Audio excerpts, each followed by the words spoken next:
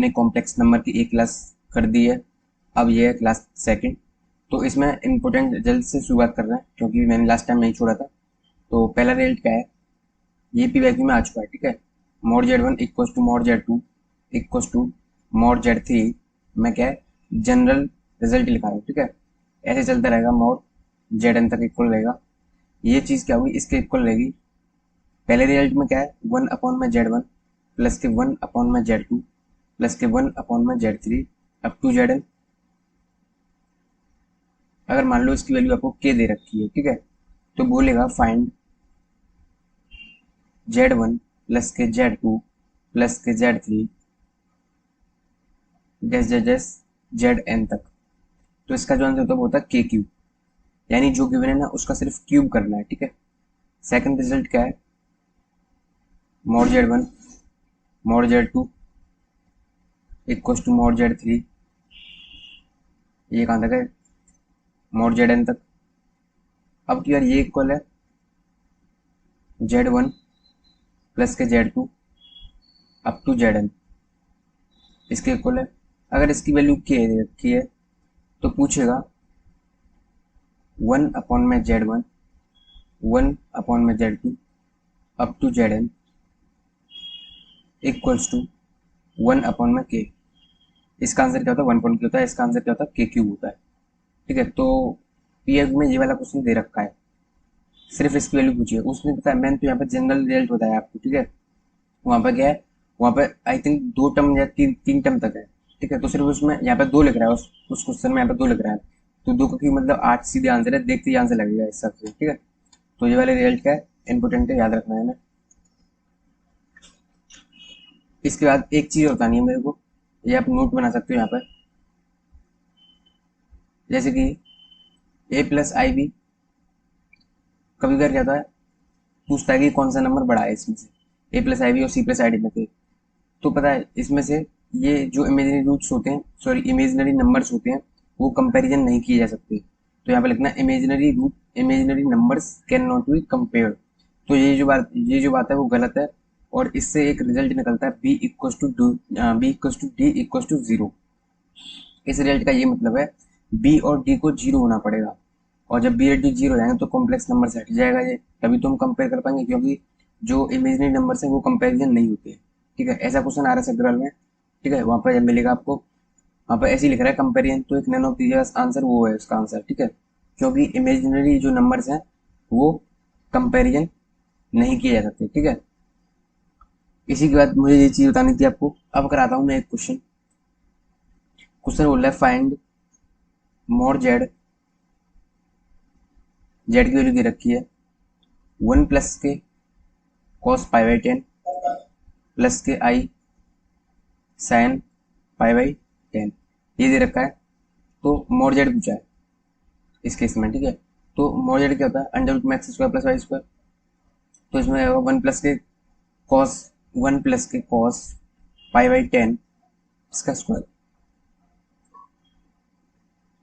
Sine square pi by 10, ठीक है। अब यहाँ से खोलोगे यहाँ से, तो एक तो 1 का स्क्वायर आएगा, प्लस एक कॉस स्क्वायर पाई बाई 10 है, और एक साइन स्क्वायर पाई बाई 10 है, क्या बना देगा, 1 बना देगा, प्लस के 2 कॉस पाई बाई 10, ठीक है। अब यहाँ से इसके आगे क्या बना,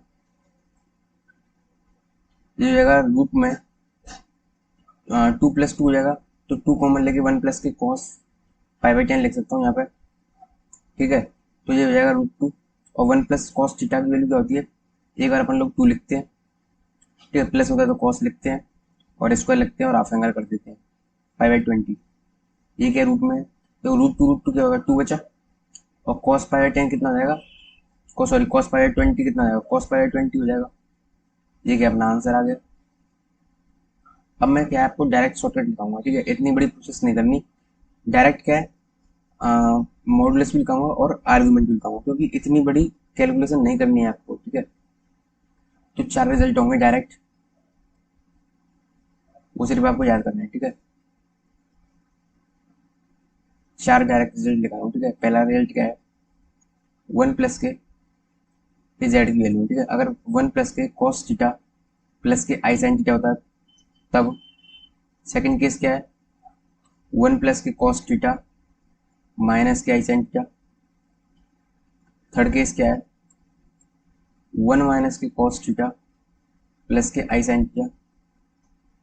फोर्थ क्या है, 1 माइनस के कॉस थीटा माइनस के आई साइन थीटा।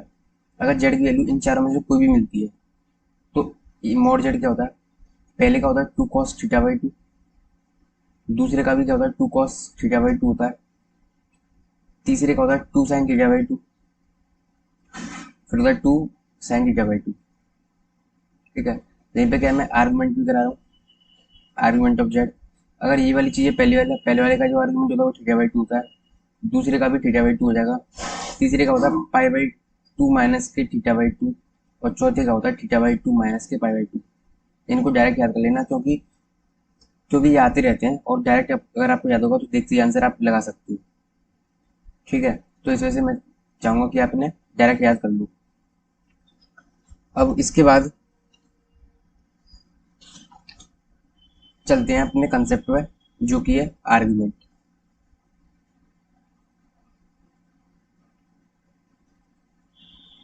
अब क्या है, आर्गुमेंट का कंसेप्ट है, और इसको बोल सकते हैं हम एम्पलीट्यूड। आर्गुमेंट या फिर एम्पलीट्यूड बोलते हैं इसको। ठीक है, ये क्या था, shortest angle from positive x axis, यानी कि पॉजिटिव एक्स एक्सिस से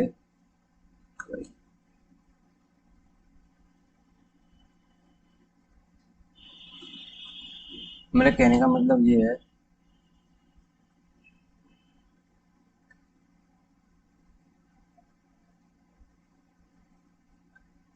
कि यहाँ पे देखो, ये पॉजिटिव एक्स एक्सिस होती है, तो यहाँ से कोई भी हो जाए इस तरीके से, तो शॉर्टेस्ट पॉजिटिव एंगल होता है यहाँ से एक्स एक्सिस से, तो ये क्या है, ये आर्गुमेंट हो जाएगा इस केस में। तो मैं ये बताना चाहता हूँ क्या क्या ये एक्चुअली क्या होता है, आर्गुमेंट या फिर एम्पलीट्यूड क्या होता है, कोई भी कॉम्प्लेक्स नंबर उसकी क्या शॉर्टेस्ट डिस्टेंस लेनी होती है। अगर मान लो थर्ड क्वाड्रेंट में है तो उसकी शॉर्टेस्ट डिस्टेंस ये वाली हो जाएगी। तो इसी वजह से यहाँ से दूसरा पॉइंट क्या निकल जाता है, जो प्रिंसिपल आर्गुमेंट होता है उसकी जो रेंज होती है वो माइनस पाई से पाई होती है। क्योंकि आप खुद समझ सकते हो, अगर इधर आएगा तो नीचे से लेंगे, क्योंकि हमें तो शॉर्टेस्ट लेना है ना, तो इस वजह से जो रेंज होती है वो माइनस के पाई से पाई होती है। ठीक है, और जैसे कि ये वाली, मैंने जो पहला वाला लिया था, अगर मैं पहले वाले को इस तरीके से लेता, यहाँ से पीछे से, जो ये वाला ना, ये वाला इसका आर्गुमेंट अगर मैं पीछे से लेता इस तरीके से, तो इसको बोल देते हैं नॉन प्रिंसिपल आर्गुमेंट, क्योंकि ये माइनस पाई से रेंज से आउट चला जाता, तो इसको नॉन प्रिंसिपल आर्गुमेंट बोलते हैं, या फिर जनरल आर्गुमेंट भी बोल देते हैं। ठीक है, इसके बाद बता देता हूँ आपको कि किस तरीके से निकाला जाता है। ठीक है, हाउ टू फाइंड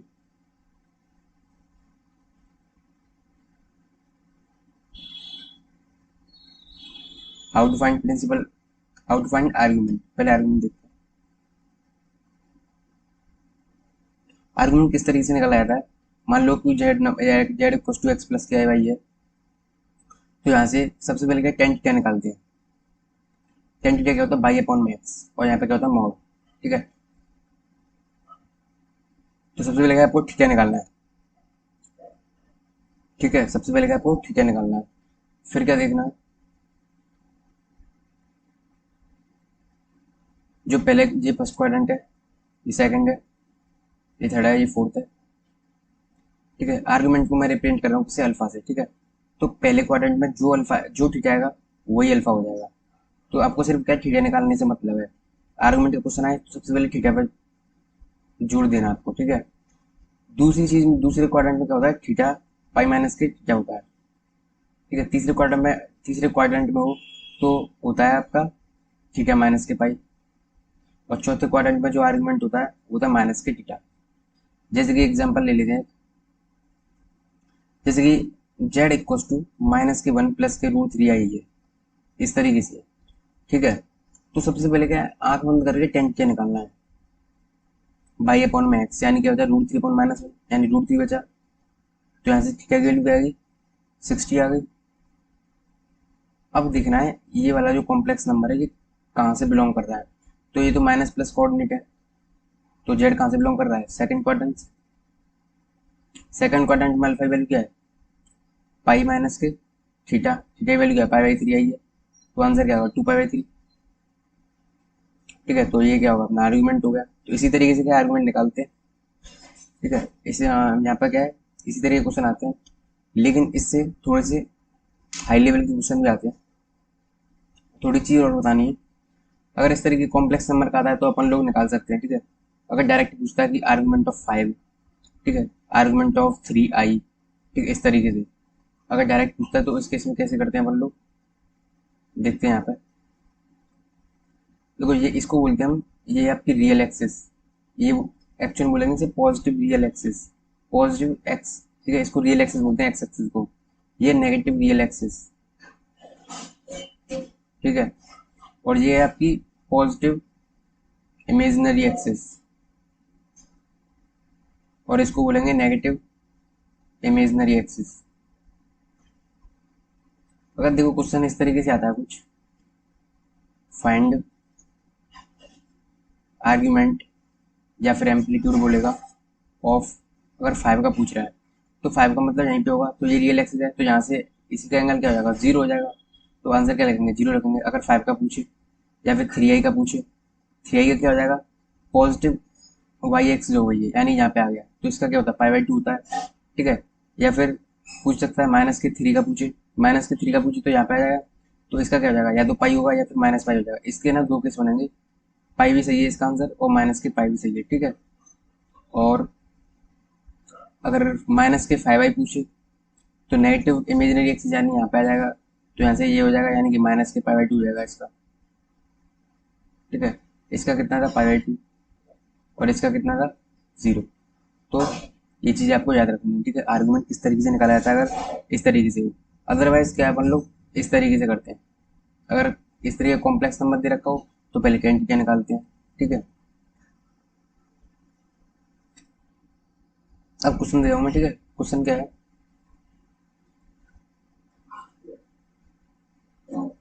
फाइंड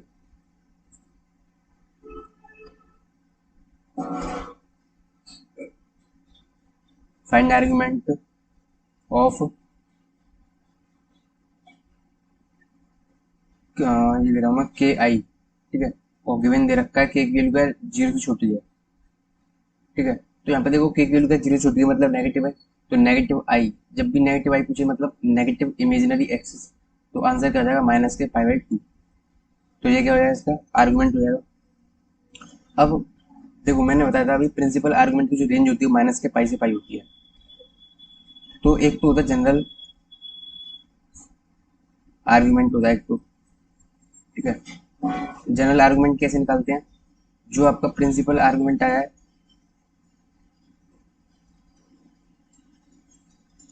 सिर्फ उसको प्लस माइनस के 2n पाई करना होता है, तो आपका क्या जनरल आर्गुमेंट आएगा।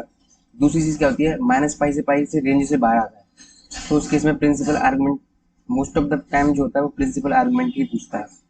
ठीक है, तो प्रिंसिपल आर्गुमेंट कितना हो जाएगा, जो भी आर्गुमेंट आएगा आपका जो रेंज में ना हो।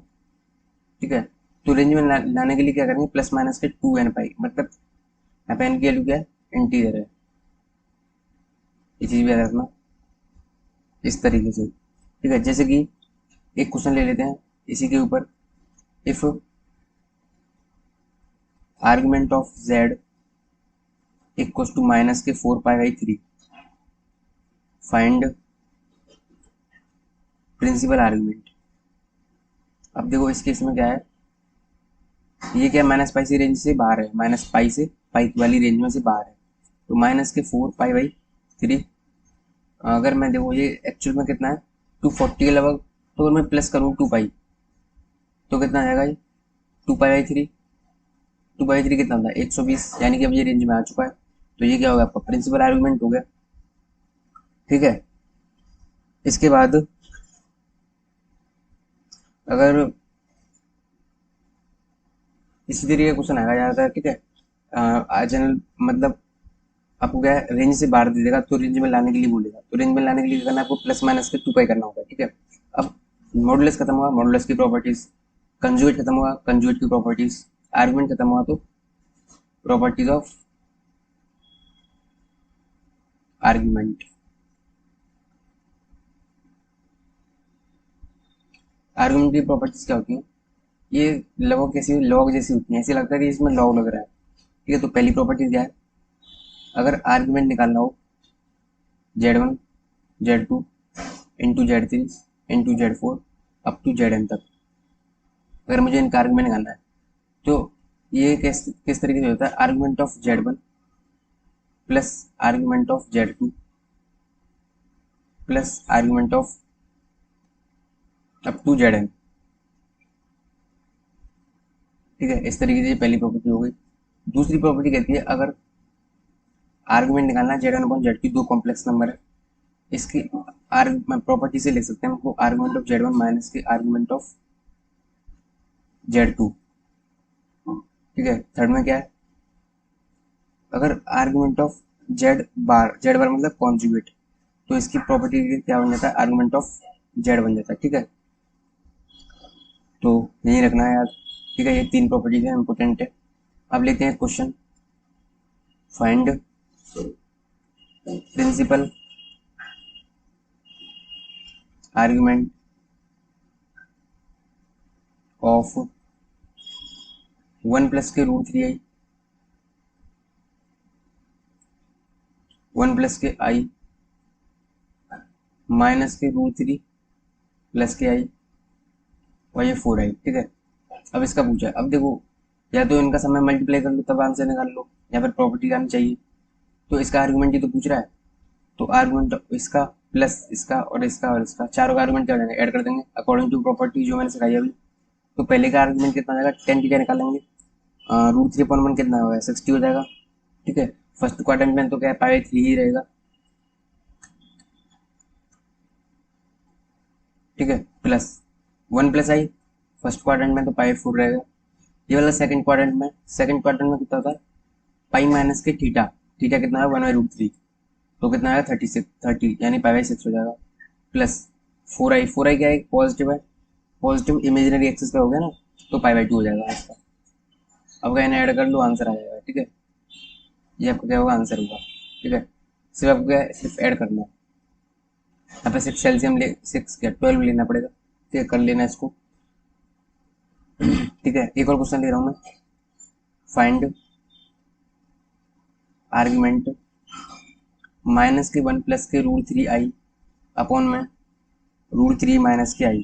ठीक है, अगर मान लो मुझे इसका आर्गुमेंट निकालना है, तो मैं अगर वो आर्गुमेंट पहले का, मान लो ये वाला Z1 है मेरा और ये वाला Z2 है, तो आर्गुमेंट Z1/Z2 हो गया, तो Z1 माइनस के Z2 कर दूंगा पूरा। ठीक है, यही कंसेप्ट तो है।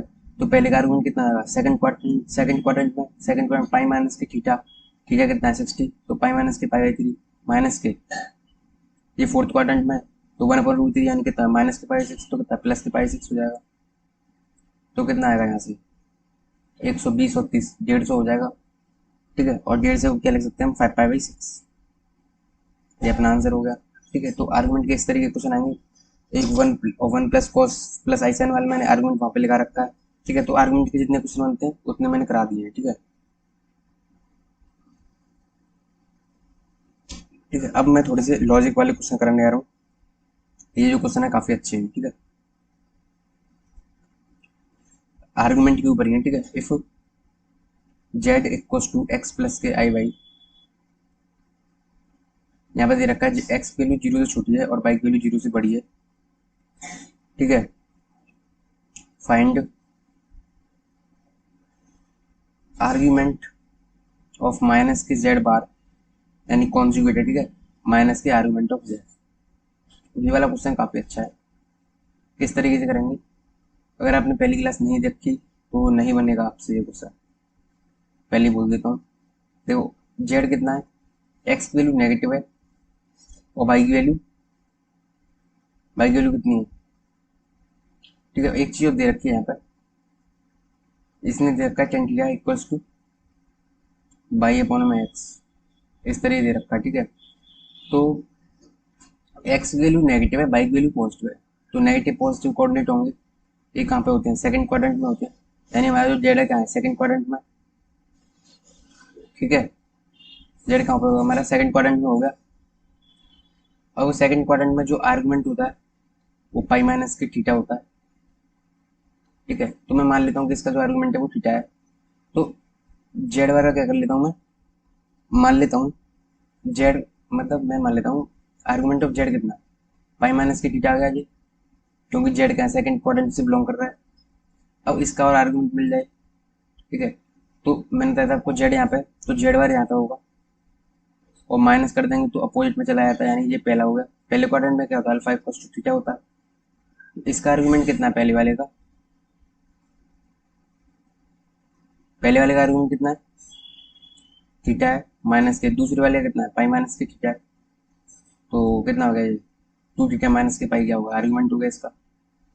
ठीक है, अपना आंसर हो गया। ठीक है, इसके बाद इस तरह के क्वेश्चन और आते हैं।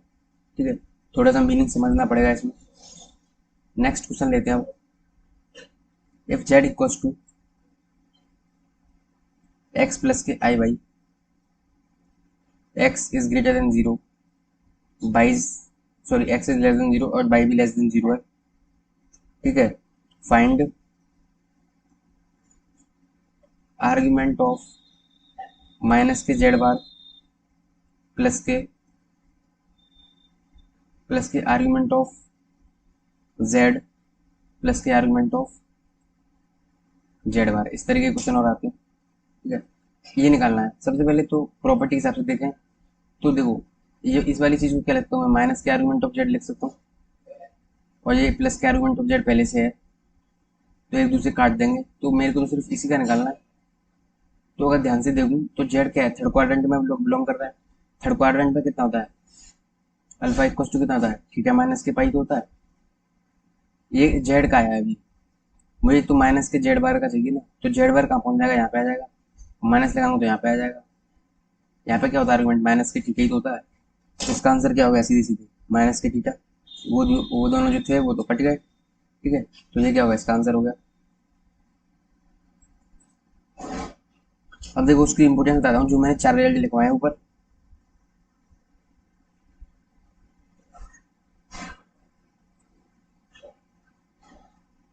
तो गाइज आज के लिए सिर्फ इतना ही रखते हैं, अगली वीडियो में कराऊंगा मैं आगे। अगर वीडियो अच्छी लगे तो लाइक कीजिए एंड प्लीज चैनल को सब्सक्राइब जरूर कीजिए।